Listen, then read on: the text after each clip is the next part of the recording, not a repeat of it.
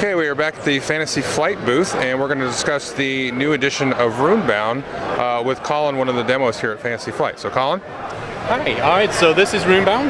Runebound 3rd edition just got announced yesterday at the in-flight report. Runebound 3rd edition, so the two main changes compared to the previous editions of Runebound is on the previous versions, all the quests were difficulty based. And so you'd be going around the board trying to achieve the different quests and you're going for the easy ones first.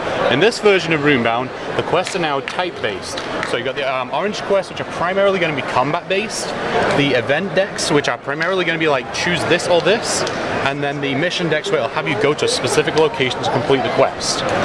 All the characters do get 3 actions each turn. One of the actions can be to move around the board. Movement is done with the same dice that we used in the previous version.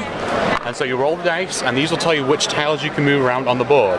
And so you're basically just matching the dice to the location, and then this one would be a wild in this case. One of the other actions you can do is to rest, which will basically help you get hit points back if you've lost any hit points. Another action, if you take 2 of your actions, you can actually attempt one of the quests. The objective in the scenarios that are in here, the one we're playing, is against Margoth the Dragon. And so basically, the turn marker down here is going to go through, and once it gets down to the end here, it will flip back over to the top, and once it gets to a 2, the dragon will spawn down here on Skydown. He will then make his way to Tamale, and if he gets to Tamale, the players all lose. So before that happens, one of the players has to defeat Margoth in combat. To start with, he has 15 health, but the players along the way can collect lore tokens to actually bring down his health to make it an easier fight. There is a limit on how many they can get, so they can't bring him down too much. Along the way, the players are also trying to get different items by going to the different cities to get new purchases to make them stronger, and then they're also learning skills along the way. To earn the skills, they get trophies for completing the quests, and then they spend those trophies to get the skills. Okay. And so it's a cooperative or competitive? The 2 scenarios that are in this base set are competitive.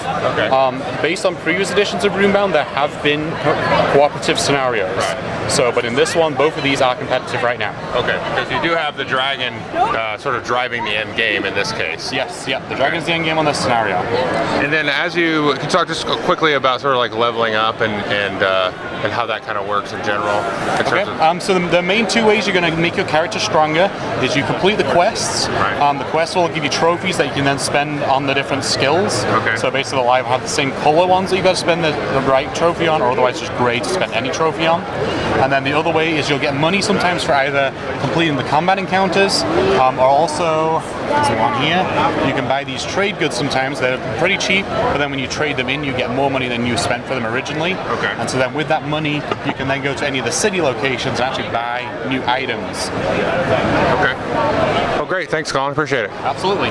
Okay, just a little addendum to the video. We've got the box cover of Runebound. You can see that there. More importantly, possibly, we have a winter 2015 release date, $59.95, and just this nice, we'll get a nice kind of detail of the miniatures there. Take a look at those and the dice. I assume those are prototype dice, but I'm not sure. They look like they're pretty good quality, though. I don't know if it looks like they're stickers, but actually looking at it in person, I don't know if it comes across in the video, but those look like they're pretty decent quality, actually. I'll take a look at some of the card art.